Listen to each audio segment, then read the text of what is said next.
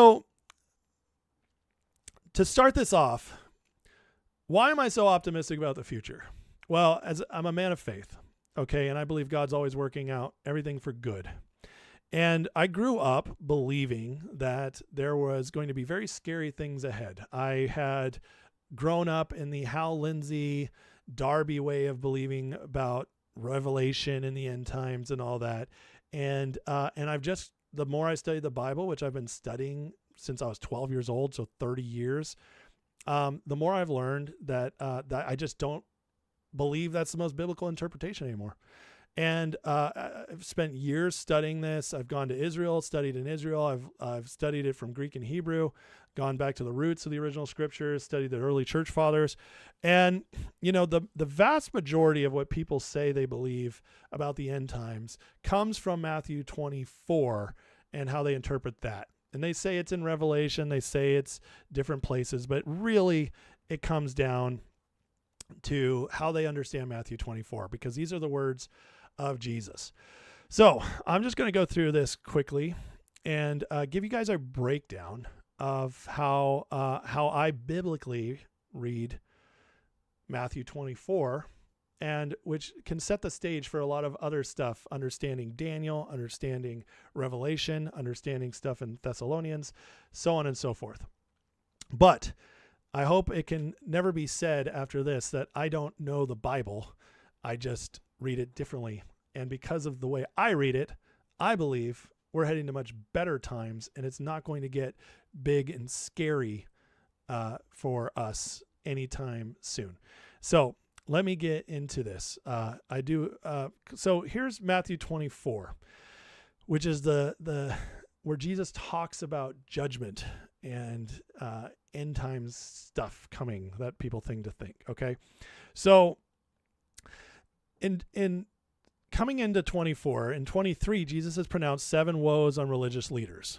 That's when he's going after the Pharisees, and he laments, "Behold, your house is left to you desolate," in 23:38, which is a repeat of Jeremiah 12:7 and 22:5, which Jeremiah was decrying the destruction of Jerusalem and the temple by the Babylonians, which did happen. He then predicts the temple's total destruction. There will be not one stone here left upon another. That's in verse 2. This was literally fulfilled in AD 70 when the temple was destroyed, Jerusalem was destroyed. This is the disciples' question that people push into the future. When will these things be, and what will be the sign of your coming in the end of the age? Now, this is very important. Okay, this is very important to understand this, because some people translate this as end of the world. It's not. It's end of the age.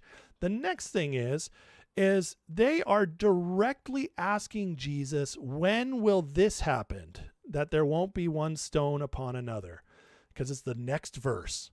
So we know they're not asking Jesus, when will the end of the world be? This is like one of the craziest things people believe, and I just don't understand it. It's right here. It's right here. There will not be one stone left upon another. Next verse. When will this be, and when will be the sign of the coming and the end of the age? Okay, so they're clearly talking about when will the destruction of Jerusalem happen. All right. Now, in first century Jewish thought, the temple was the center of their world and the old covenant system. Its fall would signal the end of the age. This is true. The end of the age of the law, the covenant between God and Moses.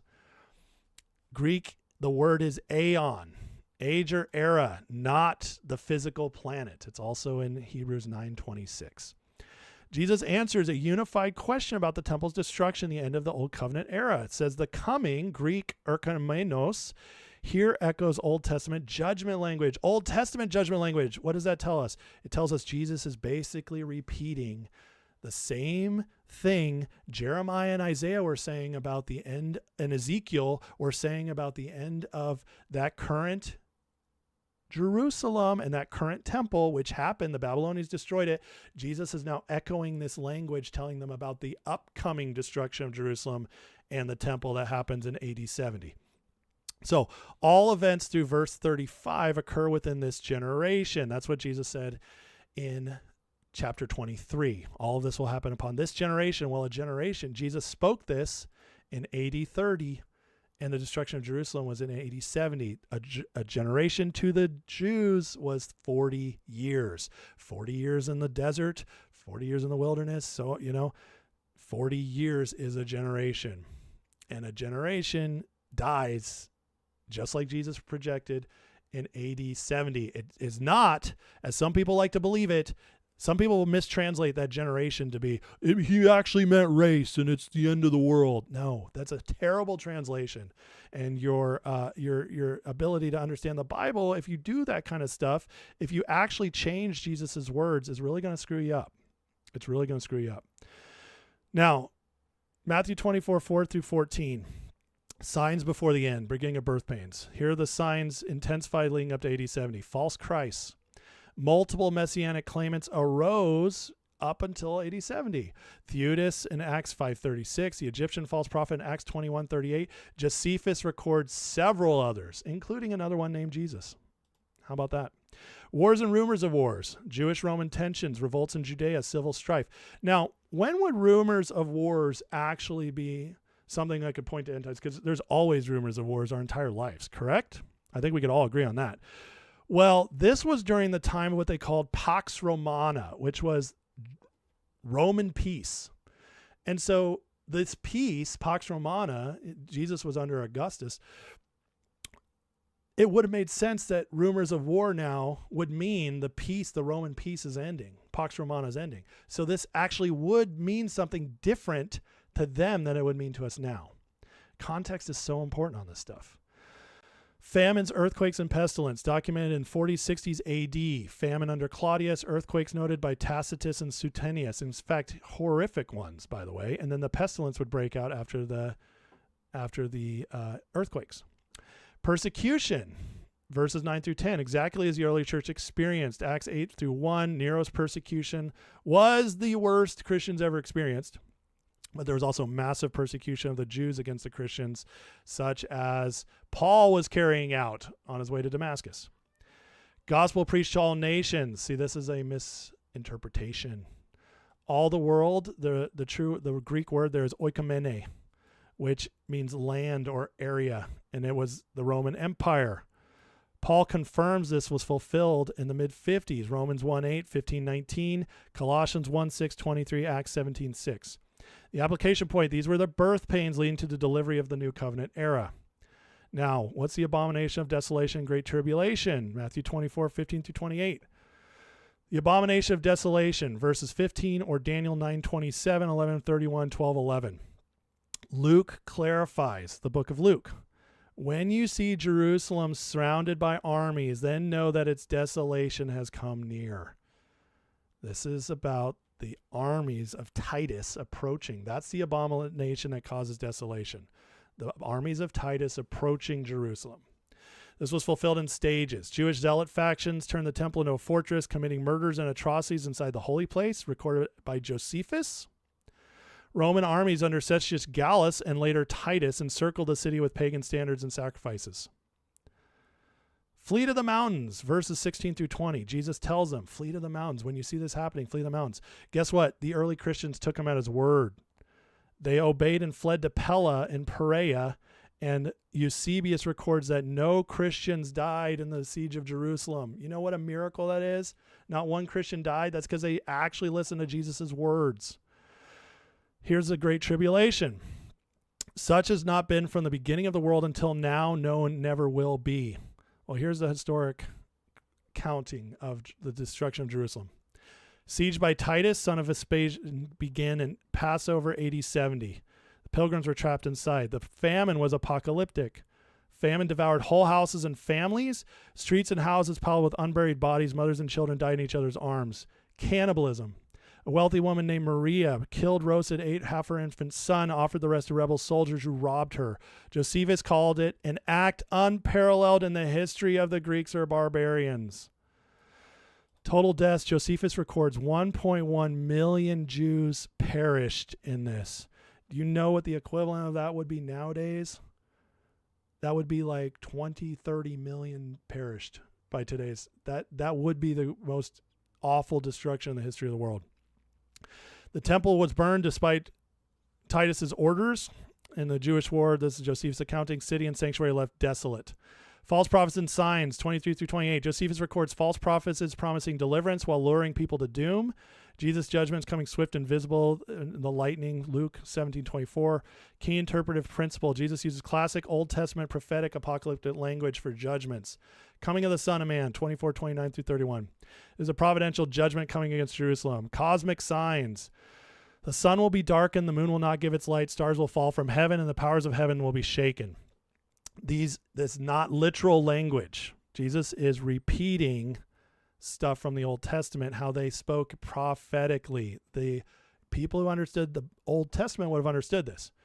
Look at this. Isaiah 13:10 through 13, judgment on Babylon. Stars of heavens and their constellations will not give their light. Sun will be dark at its rising. Moon will not shed its light. Pretty much the exact same words as Jesus. Isaiah's talking about judgment on Babylon. Isaiah 34:4 through 10 against Edom. All the host of heaven shall rot away. Heavens will be rolled up like a scroll. Did that literally happen? No. These are prophetic language. Ezekiel 32:7 through 8 against Egypt and Pharaoh. I'll cover the heavens and make their stars dark. I'll cover the sun with a cloud and the moon shall not give its light. Moon, sun, and stars are prophetic language for leaders. Okay? Not literal. Joel 2:10-31, day of the Lord against Israel nation. Sun and the moon are darkened, stars withdraw their shining before the great and awesome day of the Lord. Additional parallels, Jeremiah 4:23 through 31, Amos 8 and 9, Zephaniah 1:14 through 18.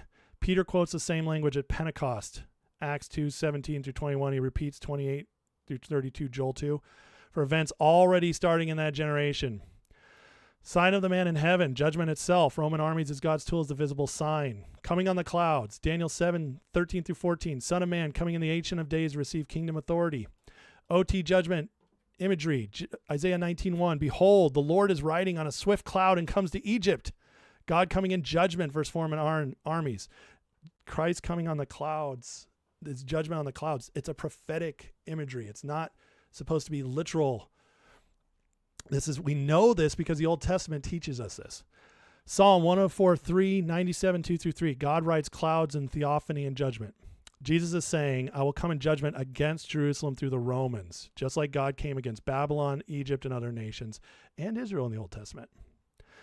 Gathering the elect. Here's verse 31. The trumpet equals gospel proclamation jubilee. Isaiah 27:13. Referenced Matthew 28:19. With the temple gone, the elect, Jews and Gentiles, gathered into the new covenant church. Acts 1:28, Romans 11:25 through 26. Timeline immediately after the tribulation of those days is right after the AD 70 events. This is one of those things, guys, that to me, it's like once you see it, you can't unsee it. I just don't see how people put this into the end of times. Once you understand the Bible, especially prophetic language, it just doesn't make sense. Fig tree and the assurance, fig tree lesson. When you see these signs, temple desecration, tribulation, know that's near, right at the door. Jesus was telling them, this is going to happen to you guys, okay? This is going to happen. This is why John said this is coming soon. Paul said this is coming soon. They all said this is happening soon. None of them said this is going to happen in 2,000, 3,000 years. They were talking to their people. They were trying to warn them. This is why it makes sense, okay? This generation will not pass away. That's crystal clear. The generation witnessed it all.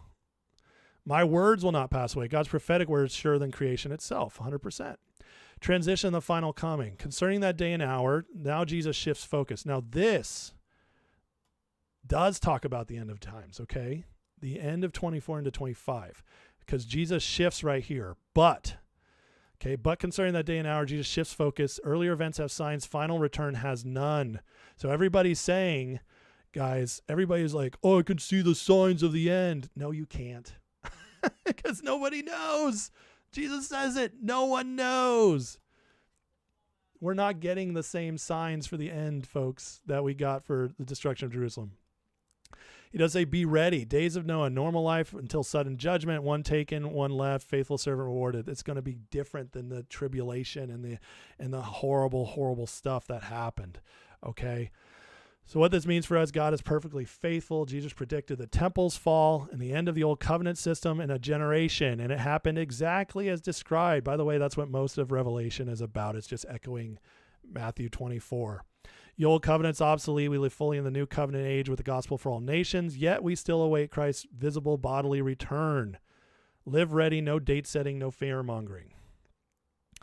This is encouraging. Understanding removes speculative end times anxiety, fills us with confidence in God's sovereign plan. So this, guys, just so you know, this is a way to let you understand, okay, there is a biblical understanding, and I will at other times, I'll teach on Revelation, I'll teach Daniel, I'll teach other aspects. But I just want you guys to understand that when I say better things are coming, that it's not going to be dark and scary, I have biblical backing for that.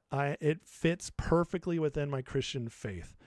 And you can read the Bible that way and understand the Bible that way. If you want to keep your scary stuff, if you want to keep believing that God's going to allow Christians to wither away and an Antichrist to rise up and kill all the Christians, and there'll be a rapture and there'll be horrific times, and then finally Jesus rescues us. And if you want to keep holding on to that, I'm not going to stop you. I just think, that's a very sad way to live, because Isaiah says that the increase of his government will have no end. In other words, there's no going backwards, not even for a little time. And so I just have real problems with that, biblically speaking. But I just want you to know, guys, I believe the history since Jesus ascended into heaven, the history of our earth is that things do get better over time. We live in a much better time than Jesus came. Much better. You wouldn't want to go back there for anything. It was horrible. Horrible. Bad health, prostitution, children being abused, slavery, just disgusting. People killed for the smallest stuff. Oppression like you've never understood. Persecution like you've never understood. You wouldn't want to live there. And it just gets better. Okay? It just gets better. And so, I just want you guys to understand that like Jesus will come back someday. There's a job to be finished. But until he comes back, the word of God is spreading. Christians are spreading. We went from a handful of people believing in Jesus to now we're over 1/3 of the globe. 2.5 billion people are Christians. That, my friends, is an insane number. It's an amazing number. And it keeps spreading every day. Thousands and tens of thousands of people are converting to Christianity every day. And so that increase of his government has no end. It's going to keep happening. We will eventually come a time when we can't go any further, and that's when Jesus will come back. Revelations 19 says Jesus comes back when the bride has made herself ready. Well, in wedding terms, a bride is ready after she's spent all day getting beautiful, all day pampering herself, getting her beautiful dress on. In other words, Jesus will come back when the church is ready, when the church is gone as far as it can go without him. And that doesn't mean we're being beat up. It doesn't mean we're bloodied and broken. It means the church is thriving and we've gone as far as we can without him. Then he comes back and finishes the job. That's how I read the Bible.